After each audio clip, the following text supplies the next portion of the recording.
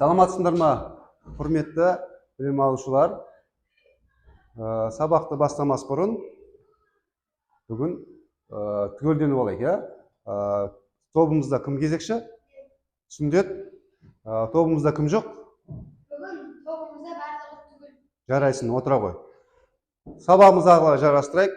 Сабағымызды жалғастыру үшін қазір екі топқа бөлініп алайық.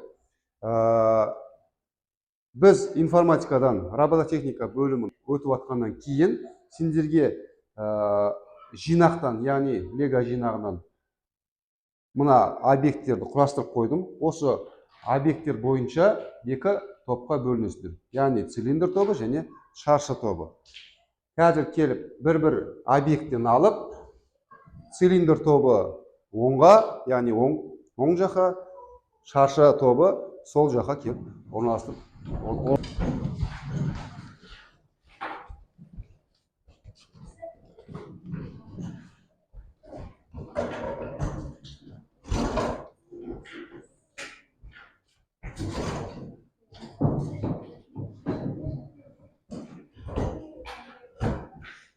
Екі топқа бөлініп алдық, цилиндр тобы және шаршы тобы. Ары қарай сабағымызды жалғастырайық. Өткен сабақты бір қайталап есімізге түсірейік. Өткен сабақтың тақырыбы бізде тік сызықпен жүру, яғни роботымызды тік сызықпен қозғалту еді. Роботымыз тік сызықпен жүру үшін біз қандай датчиктер қолдандық? Кім айтады? Сезім. Түс датчик, жарайсын, дұрыс, отыра ғой. Түс датчигі қолданады, яғни түстерді анықтау үшін, тік сызықпен жүру үшін түс датчик қолданамыз. Қанша датчик қоса аламыз?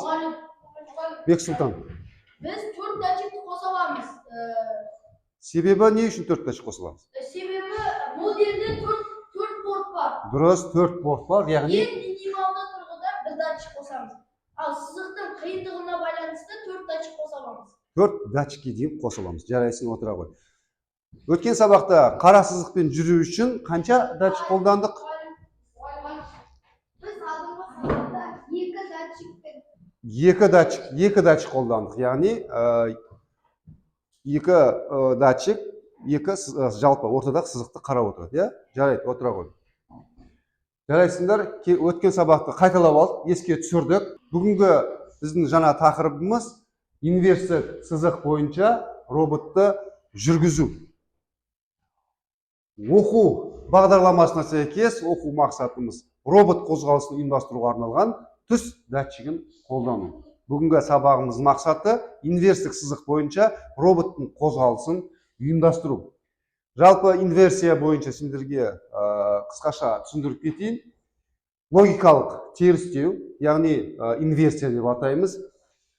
Теріске шығару пікірдің мағынасын қарама-қарсы мәнге ауыстырады. Табиғи тілде емес жалғаулығына сәйкес болып белгіленеді.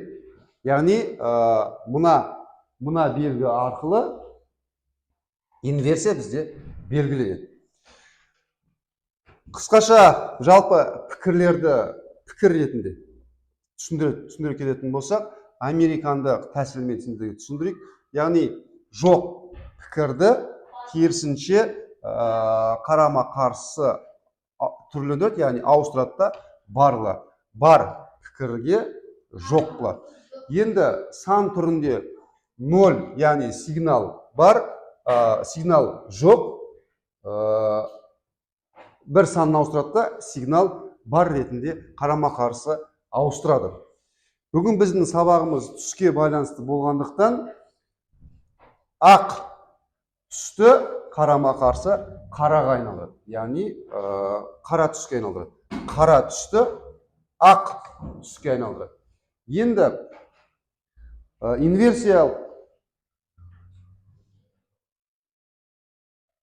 инверсиялық полигон бойынша жалпы түсіндіре кететін болсақ, сендерге тақтада инверсиялық сызықтың полигоны бейнеленіп тұр. Бұл полигон бізде 12 шаршыға бөлінген. Полигонды байқасаңдар шахмат түрінде беріледі, яғни артындағы фон ақ және қараға бөлініп тұр, яғни екі түске бөлініп тұр. Бірақ шахмат түрінде. Енді инверсия дегеніміз, мысал ретінде қарасақ, ақ фон болатын болса, яғни шаршымыз ақ фон, бірақ үстінде орналасқан сызығы қара түсті. Шаршымыз қараға боялса, үстіндегі сызық ақ түспен беріледі, яғни қарама қарсы аударылып тұрады. Байқасаңдар, сызық, яғни берілген сызық бізде үздіксіз беріліп отыр. Траекториямыз, яғни сызықтың траекториясы бізде үздіксіз болып бейнеленіп тұр. Біздің робот, яғни осы траекторияны сызық, яғни үздіксіз өтіп шығу керек. Кем дегенде бір айналып өту керек. Өткен сабақта қара сызықпен жүру тақырыбын өттік. Ол кезде де роботымыз қара сызық бойымен жүріп өтті, ал бүгін сызығымыз аққа ауысады, үзіндімен қараға ауысып отырады. Осыны біз инверсия деп атаймыз, яғни инверстік сызық деп атаймыз. Сендерге дайын робот құрастырылып ұсынып отырмын. Бұл робот 3 датчикпен құрастырылған, яғни роботтың алдыңғы жағында 3 түс датчик орналасқан. 2 шеткі датчик, яғни оң жақтағы және сол жақтағы. Ортадағы датчик жалпы түстің ауысқанына жауап береді. Түстің ауысқанына көрсеткіштерді модульге шығарып беріп тұрады. Бұл роботта 4 мотор қолданған, бір шетінде, яғни оң жағында 2 мотор, сол жағында 2 мотор. Робот сендерге дайын құрастырылып қазір ұсынылады. Бұл робот инверстік сызықта арнайы бағдарламамен жүреді. Міндетті түрде роботымыз автономды және сызықты өту үшін бағдарламаны жазып роботқа жүктеуіміз қажет. Мысал ретінде қазір сендерге роботты траектория бойынша қалай жүретінін көрсетіп кетейін. Мына жерде сызық кез келген жерден бастасақ болады, яғни бұл жерде шектеу жоқ. Роботты кез келген жерге орналастырып, біз роботымызды жүргізсек болады. Енді полигонға назар аударыңдар. Полигонда тағы да қайталап өтейін. Сызық, мысалға ортадағы сызық ақ болады, 2 фоны жалпы шаршымыз қараға боялып тұр. Ақ сызықты өтіп болғаннан кейін біздің сызығымыз қара түспен алады. Түсінікті ғой? Енді роботты қазір жүргізейік. Біздің робот осылай жүріп шығу керек. Қазір сендерге берілетін тапсырма Trick Studio бағдарламасы арқылы, яғни көмегімен сендер роботқа бағдарлама жазып, яғни жүктеп, осы полигонда роботтарында жүргізу керексіңдер. Бағдарламаны сендерге түсіндіре кетейін. Бұл бағдарлама сендерге таныс Trick Studio бағдарламасында жазылған. Бағдарлама циклде беріледі, яғни қайталау. Цикл дегеніміз қайталау. Бастау блогы, функция блогы. Бұл функция блогында міндетті түрде біз қуаттылық беруіміз керек. Яғни моторға қуаттылық береміз. Оны біз 100-ге дейін көтере аламыз. Оны біз өткен сабақта айтылғанбыз. КП және КД айнымалылары, ол айнымалылар біз алдын ала өзіміз қолмен жазып көрсетіп шығуымыз керек. Содан кейін Грей айнымалысы бар.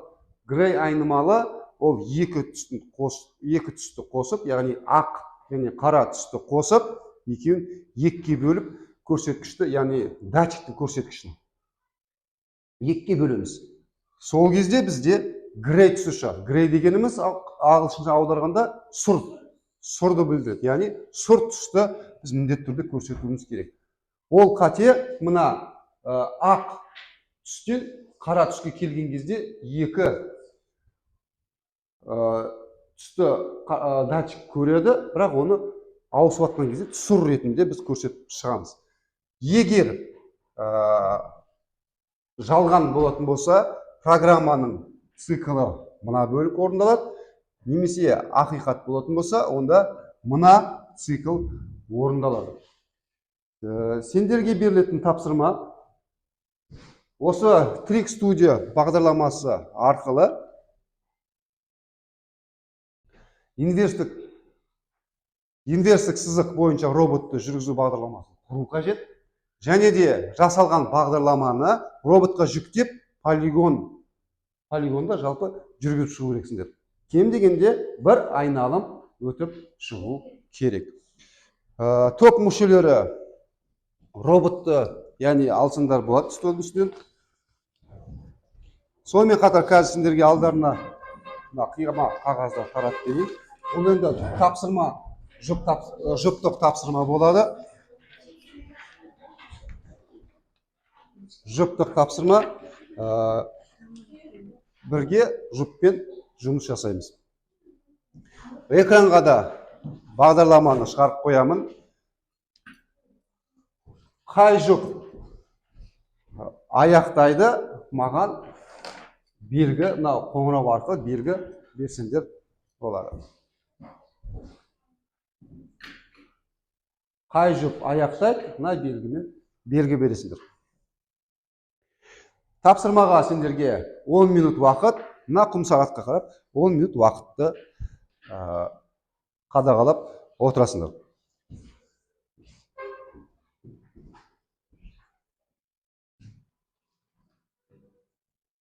Тапсырма қиын емес.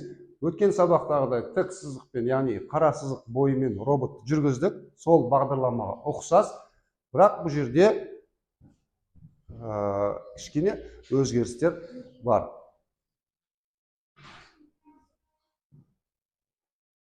Блоктармен барлығымыз таныспыз.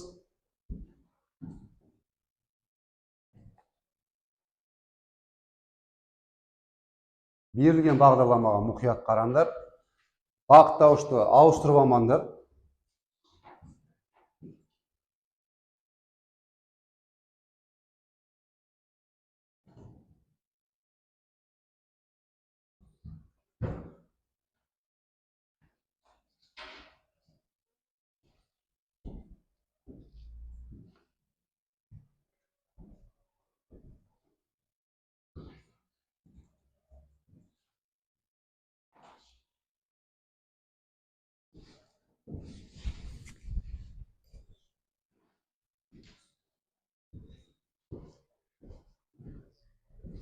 Қиындық болса, сұрақтар болса, сұрақтарын қоя берсеңдер болады.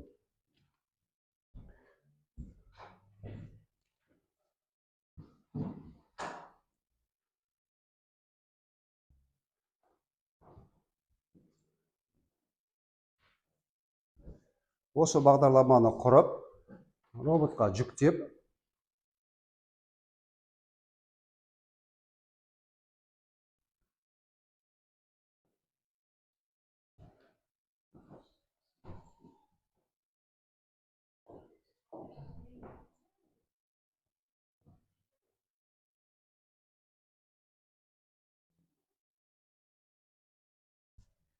тура осы блокқа қарап бағдарламалар құрсаңдар, қатесіз, біздің роботымыз қатесіз жүреді.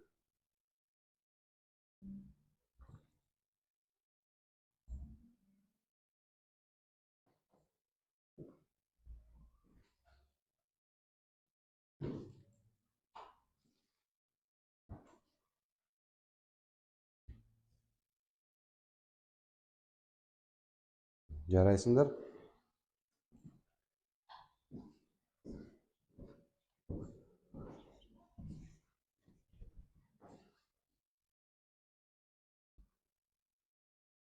Жарайсыңдар, сезім және жан болады.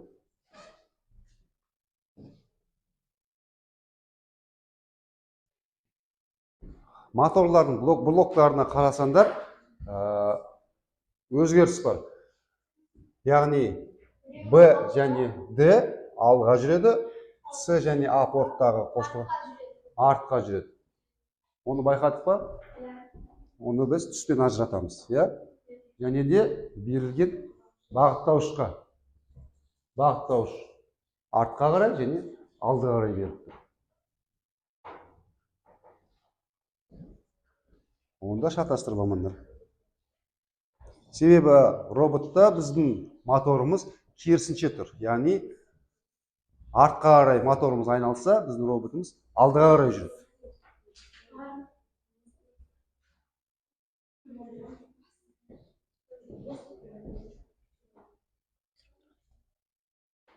Аяқтай білді, иә? Мына жерде екіншісін басыңдар, иә?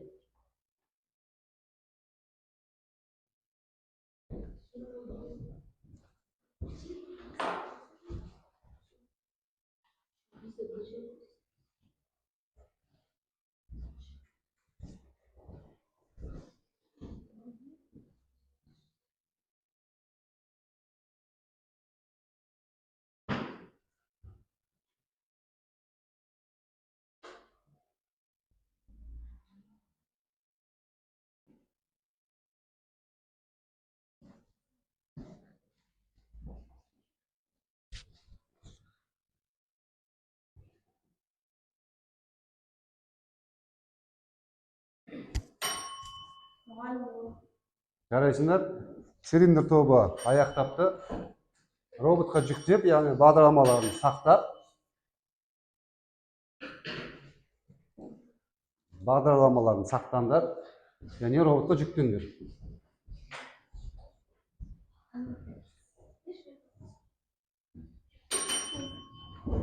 Цилиндр тобы да аяқтапты. Топ мүшелерімен бірігіп, бірге көмектесіңдер, иә? Роботымыз сызықтан шықпау керек. Жарайсыңдар? Жарайсыңдар? Бұрыстау жақсы өтті. Жарайсыңдар? Шаршы топ. Келесі топ. Цилиндр тобының жұмысын көрейік.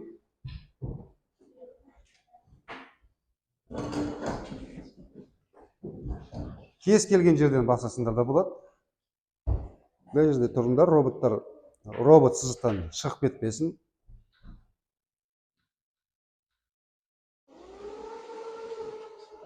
Қате бар екен. Бекнұр, қай жерде қате? Бағдарламаны дұрыстап қараңдар. Қай жер қате? Қай жерде қате бар екен? Қараңдар.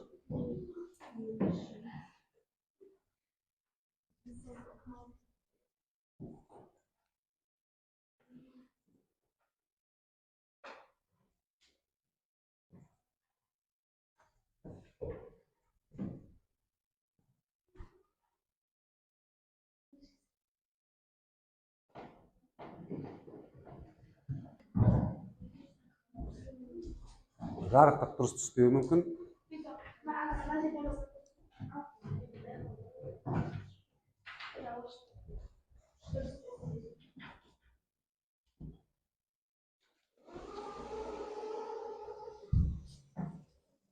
Жарайсың, бірінші бұрылыс, екінші бұрылыс.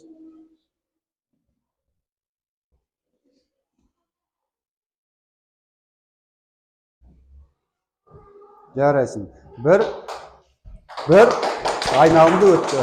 Жарайсың. Жақсы. Орындарына отыра беріңдер. Жақсы. Екі топта тапсырманы орындады деп есептейміз. Енді бүгінгі сабақтың жалпы мақсатына жеттік деп ойлаймын. Себебі екі топтың мүшелері де роботты инверстік сызық бойынша бір айналым жүріп өтті. Енді қателер болды, қатесіз жұмыс болмайды. Бірақ енді Бекнұр дер кезінде оны жөндеді, яғни қатені түзетті, роботымыз бір айналым өтті. Бүгінгі сабағымыздың мақсатына жеттік. Бүгінгі сабақта мен не түсіндім? Кім айтады? Бекнұр. Бүгінгі сабақта мен түс датчигімен роботты жүргізіп түсіндім.